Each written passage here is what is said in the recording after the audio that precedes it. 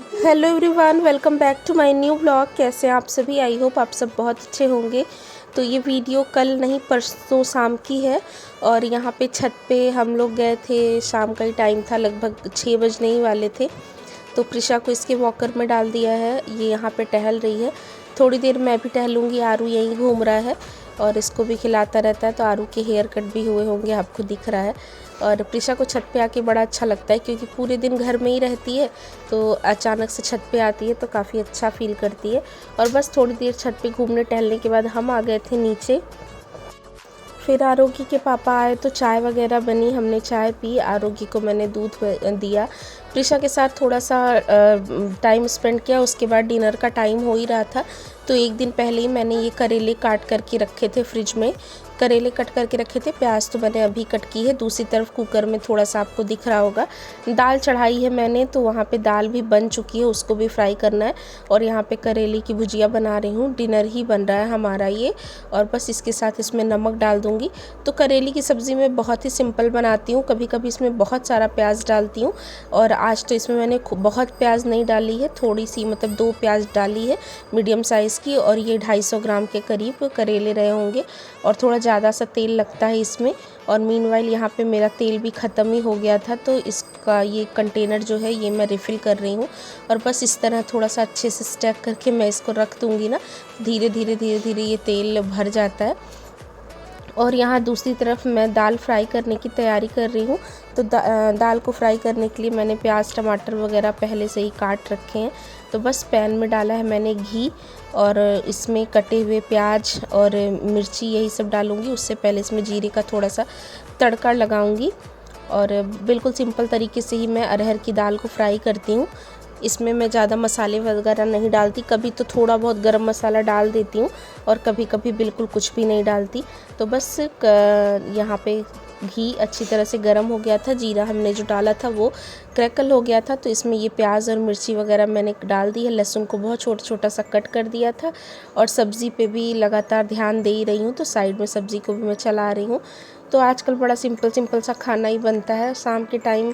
पता नहीं, मुझे ही ऐसा लगता है या आपने नोटिस किया है, छोटे बच्चे जो होते हैं ना वो इवनिंग के टाइम थोड़े से क्रैंकी ज़्यादा हो जाते हैं, खासकर मम्मा के लिए, क्योंकि दिन भर तो वो मेरे पास रहती ही है।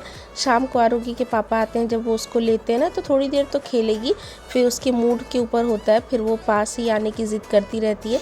तो जैसे भी हो पाता है वैसे मैं फटाफट से खाना वगैरह बना लेती हूँ। लेकिन कितनी भी जल्दी बना लूँ, सोते और सारा काम निपटाते 11 साढ़े 11 बज ही जाते हैं। तो फ़िलहाल ये तो हर घर की कहानी है। आ जाते हैं यहाँ पे दाल पे। तो दाल में प्याज अच्छी तरह से फ्राई हो गए थे, उसमें मैंने ये टमाटर छोटे छोटे टुकड़ों में कट करके डाल दिया है। और उसके बाद बस इसको भी मैं फटाफट से भून लूँगी। और ये रहा प्रिशा, ये रही खेल रही है। आरू भी यहाँ पे इसके साथ ही खेल रहा है। तो बच्चे खेलते रहते हैं यहीं आसपास ही। इसको वॉकर में डाल दो तो ये काफ़ी खुश रहती है।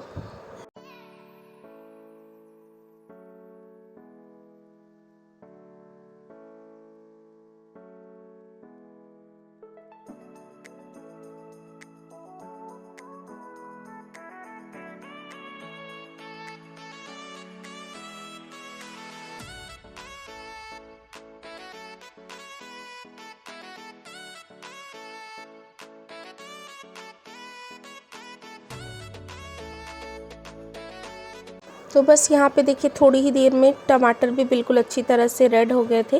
तो इस तरह से जब आपको इसका तड़का बनाना होता है ना, तो आप प्याज टमाटर को खूब अच्छी तरह से पका लीजिए। मतलब पकाने का मतलब है थोड़ा जला जला सा लीजिए, तड़का जैसा तैयार हो जाए। उसके बाद आप इसको तुअर की दाल में मिक्स करिए ना, तो बिना किसी मसाले के भी ये दाल इतनी सौंधी सौंधी सी लगती है, बहुत अच्छी लगती है बिना मसाले की ही। बशर्ते ये है कि दाल को आपको खूब अच्छी तरह से वॉश करना है, क्योंकि आप नोटिस करिए जब भी आप दाल चावल थोड़ा अच्छी तरह से नहीं धुलते ना, तो उसमें एक अलग सी ही हमक आती है। तो आप अपनी दाल को 4 से 5 बार अच्छी तरह से धुल लीजिए। चावल बनाइए तो उसको अच्छी तरह से धुलिए जब तक कि उस पर बिल्कुल क्लीन पानी ना आने लग जाए। तो जो है ये दाल चावल जो बनते हैं ना वो अच्छे बन जाते हैं। और चावल को भी मैंने धुल लिया था और उसके बाद यहाँ पे मैंने सीटी लगा दी है इसी सेम कुकर में। और दूसरी तरफ सब्ज़ी अभी बनी रही है। तो करेले की सब्ज़ी बनने में ना थोड़ा सा टाइम लग जाता है।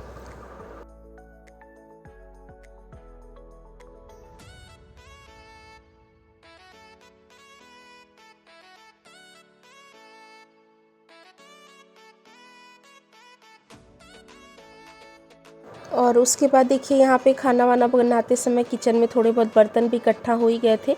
ये ना वो चाय वगैरह के ही बर्तन, और शाम को मैंने थोड़ी मैगी बनाई थी आरोग्य के लिए ही सिर्फ, तो वो सारे बर्तन हो रहे थे। तो मैंने कहा लगे हाथ इनको इतना वॉश कर लेती हूँ। तो बस अब मैं ये बर्तन धोने आ गई हूँ। उसके बाद मुझे थोड़ा सा आटा भी गूंदना है रोटियाँ बनाने के लिए, तब तक हमारा चावल भी हो जाएगा। तो इस तरह से जब आप मल्टीटास्किंग करते रहते हैं ना, थोड़ा सा चीज़ों को समझ करके करते हैं किचन में, तो थोड़े ही टाइम में आप बहुत सारे काम इजीली निपटा लेते हैं एक टाइम पे, क्योंकि गैस तो 2 ही चूल्हे वाला एक साथ 2 चीज़ें बन पाती हैं। तो आप ऐसा मतलब करिए कि शुरू में अपनी प्रिपरेशन कर लीजिए, जैसे सब्ज़ी वगैरह कट कर ली, दाल का तड़का तैयार कर लिया, फिर जब तक आप दाल में तड़का लगा रहे हैं एक तरफ आपने चावल धुल लिया, और जब तक ये सारी चीज़ें हो रही हैं तो आप देखिए मैं बर्तन भी वॉश कर ले रही हूँ। फिर थोड़ी ही देर में मैं आटा गूंद के रख लूँगी, तो इससे ना थोड़ी ही देर में लंच बन जाता है। और इसके साथ साथ थोड़ी सी प्री प्लानिंग भी बहुत ज़रूरी है, जैसे जिस टाइम पे ही आपको डिनर बनाना है या जिस टाइम पे आपको सुबह का लंच बनाना है, अगर सारी ही चीज़ें आप उसी टाइम करने बैठोगे तो आपका बहुत ज़्यादा टाइम लग जाता है, क्योंकि खाने के लिए छोटी छोटी बहुत सारी चीज़ों का यूज़ करना पड़ता है। जैसे लहसुन है, लहसुन ही छीलना है अगर आप यूज़ करते हैं तो 2 से 3 मिनट तो सुबह के टाइम में उसी में लग जाता है। तो आप ये कर सकते हैं कि वो आप स्टॉक में छील करके, अगर आप 15-20 दिन का नहीं रख सकते तो एटलीस्ट 4-5 दिन का छील करके रख लो। और अगर कोई ऐसी सब्ज़ी है जो कट करने में टाइम लगता है, जैसे भिंडी हो गई, भिंडी को काफ़ी देख करके काटना पड़ता है, या पत्तेदार कोई हरी सब्जियां हैं उसको काट के रखना पड़ता है, तो वो सारी चीज़ें आप कट करके रख लो। बेशक से धुलो मत, क्योंकि पत्तेदार सब्जियां सुबह ही धो तो अच्छा होता है। परवल हो गए, ये सारी चीज़ें कट करके रख लो तो आपको थोड़ा ना ईजी हो जाता है। मीनवाइल यहाँ पे आज फ्राइडे का दिन था, आज का मतलब जिस परसों की ये वीडियो है तो परसों फ्राइडे था। आरोग्य के पापा गए थे मार्केट सब्ज़ी ले आने, तो यहाँ पे आप देख सकते हैं वो सब्ज़ी लेकर भी आ चुके हैं। और फिर किचन में मैंने तब तक अपने बर्तन भी अच्छी तरह से वॉश कर लिए थे, सारा किचन अच्छी तरह से क्लीन कर लिया था। और साफ़ सुथरे किचन में ही काम करने बनता है, मतलब हाथ चलता है बिल्कुल। अगर मैसी होता है ना तो समझ नहीं आता कि कौन सा काम कहाँ से शुरू करें। या तो किचन बड़ी हो कि आपके पास भले ही कितना भी गंदा हो या सिंक में बर्तन भरे हो, प्लेटफॉर्म पे थोड़ा बहुत सामान हो, तब भी आपके पास इनफ स्पेस हो कि आप अच्छे से चीज़ों को स्प्रेड करके काम कर पाओ। हालांकि हमारी जैसी किचन जिसकी है, जिसका छोटा है, तो थोड़ा सा भी 2-4 चीज़ें इस तरह से प्लेटफॉर्म पे बिखरी हुई रहती है ना, तो बिल्कुल सही किचन भरा भरा लगता है, और उसके बाद फिर हाथ पैर काम नहीं करते, समझ नहीं आता कि कौन सी चीज़ कहाँ रखो। तो मैं तो ऐसे ही करती हूँ, बहुत रेयर ही ऐसा होता है कि कभी इकट्ठा मैंने कोई बर्तन कर लिया या कुछ भी, जब कोई मजबूरी होती है या मुझे बहुत सारे काम एक साथ हो जाते हैं। नहीं तो अगर मैं थोड़ा सा जैसे अगर इत्मीनान से काम कर रही हूँ ना, तो मैं एक एक चीज़ें अपना सॉर्ट आउट करती रहती हूँ, बीच बीच में पोंछती रहती हूँ, चीज़ें हटाती रहती हूँ, कूड़ा जो इकट्ठा होता रहता है उसको फेंकती रहती हूँ, ताकि बहुत ज़्यादा क्लटर ना हो मेरे किचन में। और इस किचन को मैंने बहुत ज़्यादा जो है सही करने की अपनी तरफ से कोशिश की है। कुछ ना कुछ ऑर्गेनाइज़र्स, कुछ ना कुछ चीज़ें मैं मंगाती रहती हूँ कि ये बिल्कुल ही ऑर्गेनाइज सा रहे, लेकिन ये है कि काफ़ी फंक्शनल है और चीज़ें भी बहुत ज़्यादा हैं, तो ये बिल्कुल ही ज़्यादा ऑर्गेनाइज़ हो नहीं पाती। कारण वही है कि छोटा है, स्पेस कम है, चीज़ें बहुत ज़्यादा हैं, लेकिन अपने हिसाब से मैंने इसको मैनेज करा हुआ है। अब आगे देखिए, जैसे जैसा मुझे समझ आता है वैसे वैसे मैं करती रहती हूँ। साइड में आपको जो ऑर्गेनाइज़र दिख रहा है वो भी मैंने अभी जल्दी ही मंगाया था फ्लिपकार्ट से। उसके 3 आए थे, एक तो यहाँ रखा है, एक मैंने ऊपर कैबिनेट में रखा है, किसी दिन खोलूँगी तो ऊपर का दिखा दूँगी। और साइड में भी मैंने रखा हुआ है, तो कुछ कुछ चीज़ें वहाँ आ गई हैं। और यहाँ पे देखिए मैंने प्लेटफॉर्म वगैरह भी क्लीन कर दिया, और अब मैं जल्दी से आटा गूंद लूँगी। उसके बाद फिर रोटियाँ तो मैं गरम ही बनाती हूँ, जब जिसको खानी होती है उसी टाइम। और बस खाने का टाइम हो ही गया था ये सारा काम करते करते। तो आटा गूंदने के बाद, क्योंकि आटे को भी थोड़ा सा रेस्ट चाहिए, तो थोड़ी देर प्रिशा के पास जाऊंगी, उसको भी थोड़ा बीच बीच में पैम्परिंग करना ही होता है। और क्योंकि वो फीडिंग ही करती है, ऊपर का कुछ खाती नहीं है, तो उसको भी टाइम देना पड़ता है। तो बस वहाँ जाऊंगी, उसके बाद जब खाने का टाइम होगा तब मैं रोटियाँ बनाऊंगी।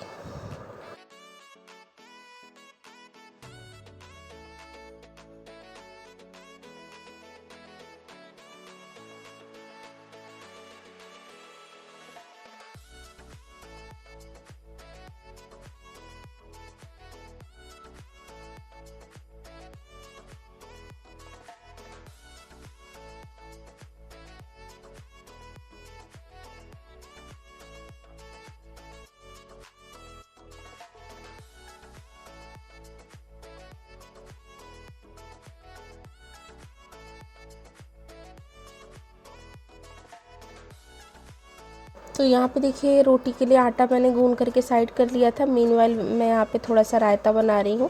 तो रायता छाछ दही वगैरह चलती ही रहती है हमारी गर्मियों में। आरोग्य के पापा हर मतलब रात के टाइम तो ज़रूर ही लेते हैं। तो यहाँ पे मैं मिक्स वेज रायता बना रही हूँ और इसके लिए मैंने ये खीरा लिया है, इसको मैं इसमें ग्रेट कर दे रही हूँ। आप अगर चाहो तो बिल्कुल ही महीन महीन चॉप भी कर सकते हो, लेकिन मैं इसको ग्रेट ही कर रही हूँ।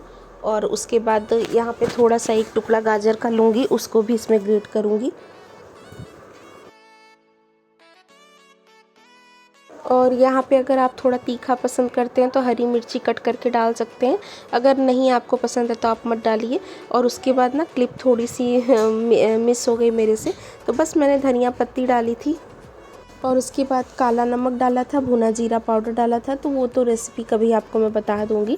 और बस यहाँ पे हो गया था खाने का टाइम, तो मैं गरम गरम रोटियाँ बना रही हूँ और उसके बाद खाना निकाल दूंगी। तो सिंपल सा यही था हमारा आज का डिनर।